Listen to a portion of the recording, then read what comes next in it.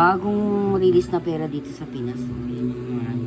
Parang sa Japan, may bagong release. Ito sa kanila, ang ganda. Ayan siya, transparent yung pinakaano niya. Ganda, no? Talagang mga pinagawaan talaga ng maganda. Ang cute niya ito, o, tinan mo.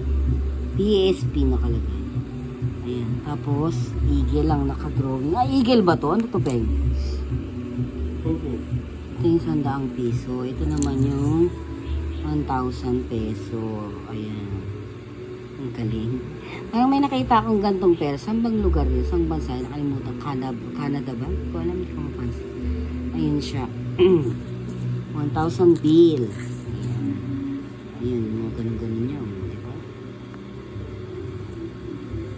Natural part. Ayan na siya ngayon. Ayan. Lagi siya lang. Ayan siya.